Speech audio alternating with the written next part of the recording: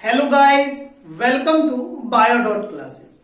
पिछले लेक्चर में हमने लाइसोसोम को कंप्लीट कर लिया था। लाइसोसोम जिसको सुसाइडल बैग भी बोला गया था, उसके फंक्शन, उसके टाइप्स क्या क्या थे, ये सारी चीजें हम क्लियर कर चुके थे प्रीवियस लेक्चर के अंदर। आज मैं बात करने जा रहा हूं वैक्यूल के बारे में। वैक्यूल क्या होगा, वैक्यूल के कितने टाइप्स होंगे और इनके क्या क्या फंक्शन होंगे, ये चीजें देखेंगे आज के लेक्चर के अंदर। तो सबसे पहले बात करते हैं वैक्यूल होगा क्या। देखिए, वैक्यूल एक नॉन साइटोप्लाज्मिक एरिया होता है जो प्रेजेंट होगा साइटोप्लाज्म के अंदर। क्लियर? देखिए मैं क्या बोल रहा हूं, it is non cytoplasmic area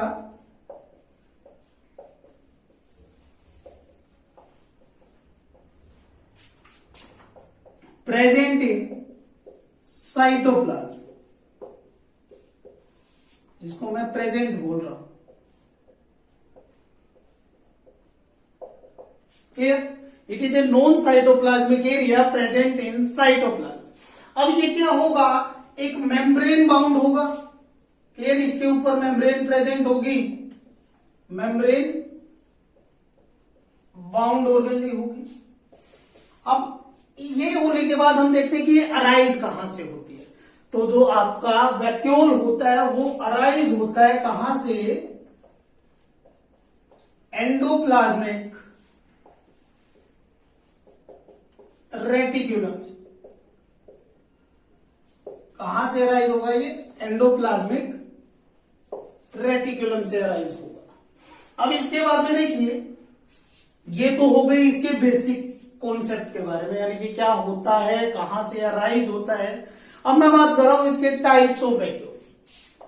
clear? दूसरा मैं बात कर रहा हूं क्या, टाइप्स ऑफ वैक्यूल। तो टाइप्स ऑफ वैक्यूल की अगर मैं बात करूं तो there are main 4 type of vacuoles present in different organisms. तो जो 4 टाइप्स के वैक्यूल हैं वो कौन से हैं, contractile vacuole, shape vacuole, digestive vacuoles and last guess vacuole. Clear? तो फर्स्ट मैंने बताया क्या, कॉन्ट्रैक्टाइल वैक्यूल, सेकंड है आपका सेप वैक्यूल, थर्ड मैं बात कर रहा हूं क्या, डाइजेस्टिव वैक्यूल, एंड लास्ट बात करते हैं इसके बारे में, मेन है ये आपका क्या, गैस वैक्यूल। तो there are 4 different type of vacuoles, we discuss one by one. Clear? We will discuss one by one. इनके क्या क्या फंक्शन होते हैं, किस किस ऑर्गेनिज्म के अंदर ये प्रेजेंट होते हैं, ये सारी चीजें देखनी है हमें इस टाइप्स ऑफ वैक्यूल्स के अंदर या डिफरेंट इन वैक्यूल्स के अंदर।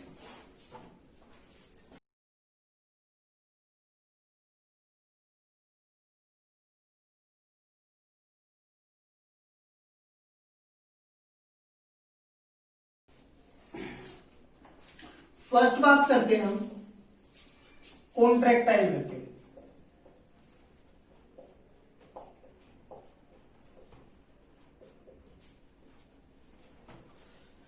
Contractile vacuole are present in some protozoan, यानी कि मैं मेनली बात करूं fresh water protozoan and algae. Clear? ये क्या होते हैं, प्रेजेंट होंगे किसके अंदर,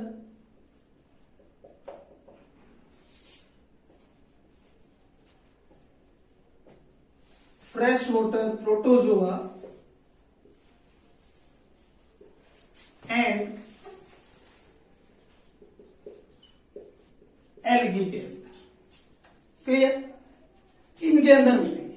अब मेन अगर मैं बात करूं तो इनका फंक्शन क्या होगा इनके अंदर, तो देखिए इसका एक मेन फंक्शन होता है कि ये वाटर, देखिए फ्रेश वाटर के अंदर मिलते हैं, फ्रेश वाटर के अंदर मिलेंगे तो इनका एक मेन फंक्शन होगा क्या, कि ये ऑस्मोलैरिटी को मेंटेन करके रखेंगे। क्लियर?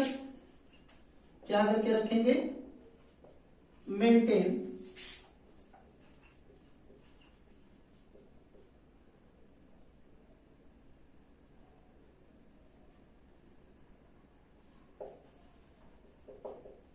ओस्मोलैरिटी, और ओस्मोलैरिटी को मेंटेन करके रख रहे हैं तो मैं इनको बोल दूंगा कि इसके काम आते हैं ये ओस्मो रेगुलेशन के काम आते हैं। तो ये तो काम हुआ किसका, आपके मेन कॉन्ट्रैक्टाइल वैक्यूल का। अब आपको ये भी पता लग गया कि ये वैक्यूल किसके अंदर प्रेजेंट होगा और इसका क्या काम होगा। तो इसके बाद में ये तो यहां पर कॉन्ट्रैक्टाइल वैक्यूल कंप्लीट होता है, क्लियर। सेकंड में बात करता हूं सेप वैक्यूल के बारे में।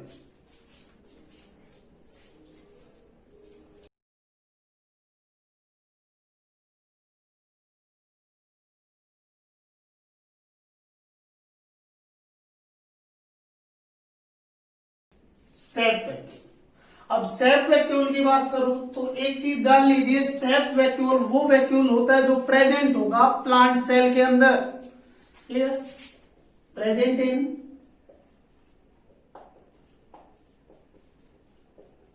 Plant cell. प्लांट सेल के अंदर वैक्यूल प्रेजेंट होगा और जनरली आपने वैक्यूल प्लांट सेल के अंदर ही पढ़ा होगा।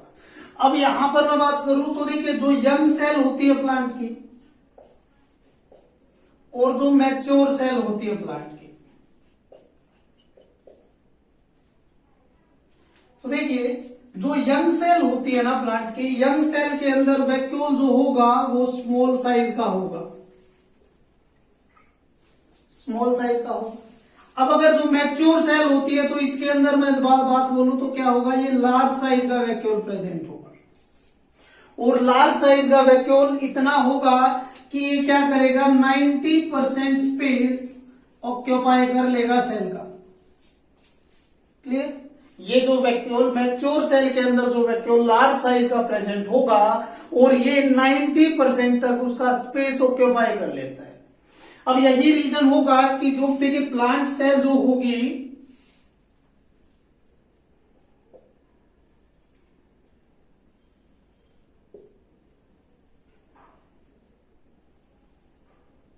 ये मानो एक प्लांट सेल, इस प्लांट सेल के अंदर देखिए एक लार्ज साइज का तो क्या प्रेजेंट है, एक नॉन साइटोप्लाज्मिक एरिया जो 90% तक इसका स्पेस ऑक्यूपाई कर लेता है, जिसको मैं क्या बोल रहा हूं, इसको बोलते हैं वैक्यूल,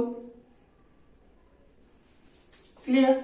अब वैक्यूल जो होगा, देखिए वैक्यूल की ये जो मेम्ब्रेन है, इस मेम्ब्रेन को बोल दिया जाता है क्या, टोनोप्लास्ट। इसकी मेम्ब्रेन को क्या बोल दिया जाता है, टोनोप्लास्ट। अब देखिए इसका वैक्यूल यहां पर प्रेजेंट है तो इसी के कारण क्या होगा, इसी रीजन से इसका जो न्यूक्लियस होगा वो प्रेजेंट होगा पेरिफ्री द मेम्ब्रेन, यानी कि मेम्ब्रेन की साइड, ये इसका न्यूक्लियस होगा। अब इसी सेल के अंदर वही इसके मतलब क्या होंगे, एंडोप्लाज्मिक रेटिकुलम वगैरह, यहां पर इसकी गोल्जी बॉडीज होंगी, साइटोप्लाज्म है और सारी चीजें जो एनिमल सेल के अंदर आपने पढ़ी थी वैसे ही होंगी। लेकिन मैं इसके अंदर मेन बात कर रहा हूं कि वैक्यूल प्रेजेंट होगा, ये सेप वैक्यूल है प्लांट सेल के अंदर, क्लियर। ये सेप वैक्यूल लार्ज मैच्योर सेल के अंदर लार्ज साइज का होगा और 90% तक स्पेस ऑक्यूपाई करके रखेगा। अब इसी के कारण इसकी जो ये मेम्ब्रेन होगी, ये टोनोप्लास्ट बोलते हैं इसको, क्लियर। किसकी बात कर रहा हूं मैं, टोनोप्लास्ट। टोनोप्लास्ट क्या होती है, मेम्ब्रेन होगी वैक्यूल। अब ये मेम्ब्रेन है तो मैं एक सिंपल बात बोल रहा हूं कि इसके ऊपर प्रेजेंट है चैनल्स, क्लियर। और वो चैनल्स क्या काम करवाएंगे, देखिए मैं यहां पर लिख भी रहा हूं, क्या होगा, presence of channels. Channels present होंगे और ये क्या करवाएंगे, transportation of molecules against the concentration gradient. Clear. ये क्या करेंगे, देखिए ट्रांसपोर्टेशन होगा इन चैनल्स के थ्रू मॉलिक्यूल्स का अगेंस्ट द कंसंट्रेशन ग्रेडियंट होगा। तो देखिए मैंने यहां पर आपको एक दो चीजें ये बताई कि सेप्ट वैक्यूल प्लांट सेल के अंदर मिलता है, ये यंग सेल के अंदर स्मॉल साइज का होगा और एक मैच्योर सेल के अंदर लार्ज साइज का होगा। अब यहां पर देखा लार्ज साइज का, तो मैं बोल रहा हूं 90% तक स्पेस ऑक्यूपाई करके रखता है ये सेल का।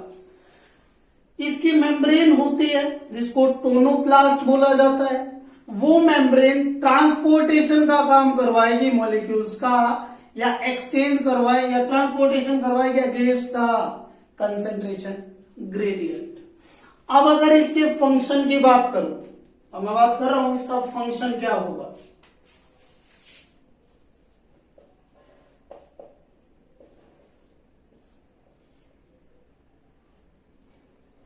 तो इसका मेन फंक्शन होगा स्टोरेज का।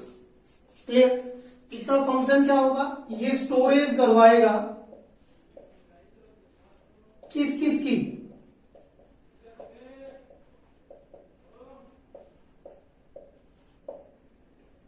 Amino acid. ये स्टोरेज करवाएगा किसकी, अमाइनो एसिड। फिर मैं बोल रहा हूं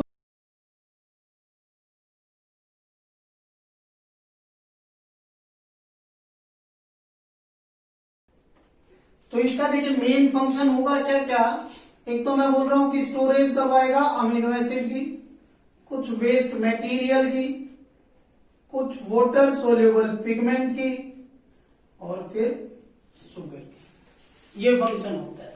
तो मैंने आपको बता दिया सेप्ट वैक्यूल क्या होगा, सेप्ट वैक्यूल किसके अंदर प्रेजेंट होगा।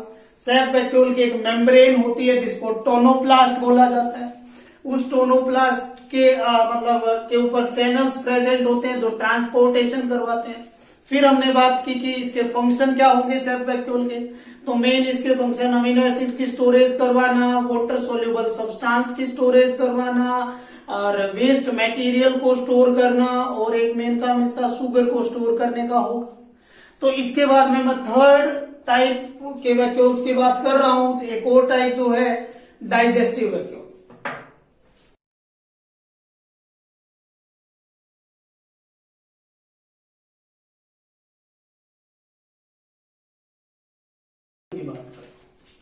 अब डाइजेस्टिव वैक्यूल जो होगा, डाइजेस्टिव वैक्यूल को आपने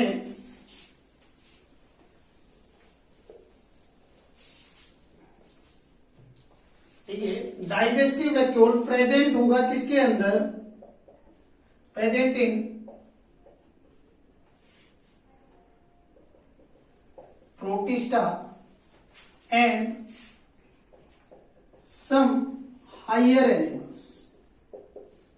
कुछ एक हायर एनिमल्स और प्रोटिस्टा के अंदर प्रेजेंट होता है। तो डाइजेस्टिव वैक्यूल्स कहां होगा, प्रोटिस्टा और हायर एनिमल्स के अंदर प्रेजेंट होगा।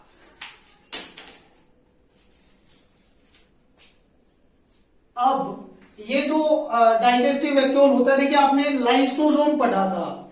लाइसोसोम के अंदर मैंने आपको एक चीज बताई थी कि जब एंडोसाइटोसिस हो जाती है फूड की, तो प्राइमरी लाइसोसोम उस फूड को क्या करवा लेता है, यानी कि कैप्चर कर लेता उस फूड को, या उसके ऊपर वेजाइकल बना लेता। देखिए तो मैं एक सिंपल सी लैंग्वेज बता रहा हूं, क्या होगा, जो आपका प्राइमरी लाइसोसोम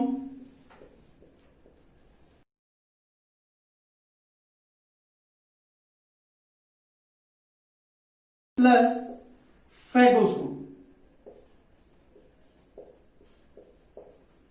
ये दो चीजें थी, ये दोनों की दोनों चीजें मिलकर क्या बना देगी, डाइजेस्टिव वैक्यूल बना। देखिए यहां पर अगर देखिए मैं बात करूं क्या था, ये आपने हमने पढ़ा था किसके अंदर, मेन लाइसोसोम के अंदर। जब मैं लाइसोसोम के टाइप्स बता रहा था तो आपने ये देखा था कि जो प्राइमरी लाइसोसोम है, क्लियर, और ये जो फेगोसोम है, जब फेगोसोम यानी कि एंडोसाइटोसिस हो चुकी है फूड की, अब ये दोनों मिलकर क्या बना देते हैं, डाइजेस्टिव वैक्यूल बना देते हैं। क्लियर?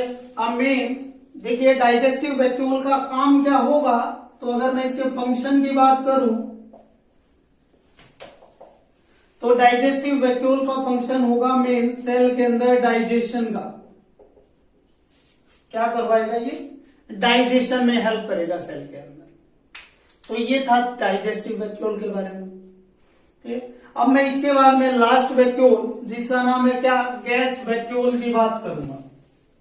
पहले एक बार ये देखिए, मैंने बताया डाइजेस्टिव वैक्यूल प्रेजेंट होगा प्रोटिस्टा एंड कुछ हायर एनिमल्स के अंदर।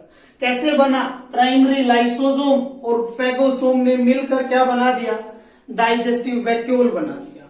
और अगर देखिए क्या होगा फंक्शन इसका, सेल के अंदर जो डाइजेशन करवाना होगा कंपाउंड फूड का सिंपल फूड के अंदर ब्रेक डाउन करवाने का काम होगा।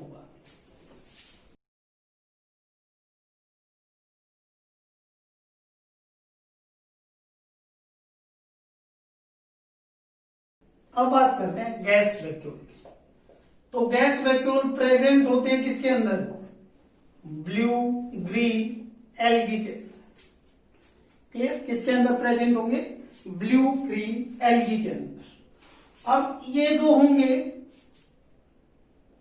इसके मेन फंक्शन होंगे क्या क्या होंगे, देखिए एक तो ये फ्लोटिंग में हेल्प करवाते होंगे,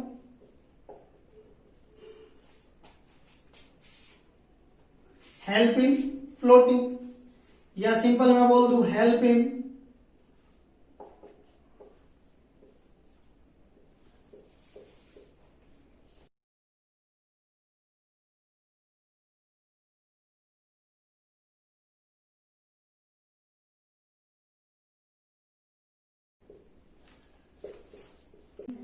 तो help in buoyancy of cell.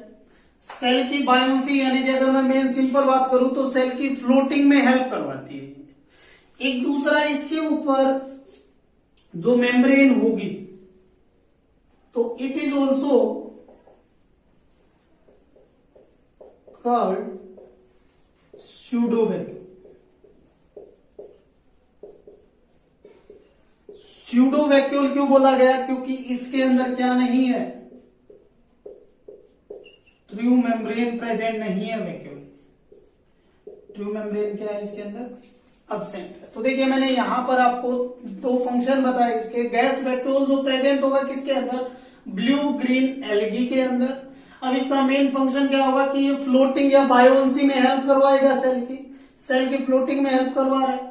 फिर देखा कि आपने इसको स्यूडो वैक्यूल भी बोला जाता है। और रीजन क्या होगा स्यूडो वैक्यूल का, क्योंकि इसके अंदर जो ट्रू मेम्ब्रेन होती है वैक्यूल की वो क्या होगी, अब्सेंट होगी। क्लियर, अब यहां पर आपका वैक्यूल कंप्लीट होता है। नेक्स्ट लेक्चर में मैं बात करूंगा माइक्रोबॉडीज की। माइक्रोबॉडीज क्या होती हैं, कुछ डिफरेंट टाइप की माइक्रोबॉडीज के अंदर क्या डिफरेंस होता है, इनके क्या फंक्शन होते हैं। क्लियर, तब तक आप इस वीडियो को लाइक करें, शेयर करें, मेरे चैनल को सब्सक्राइब करें। अगर और कोई डाउट आ रहा है कमेंट सेक्शन के साथ साथ आप मुझे टेलीग्राम पर भी अपने डाउट भेज सकते हैं, जिसका लिंक डिस्क्रिप्शन में है। Thank you.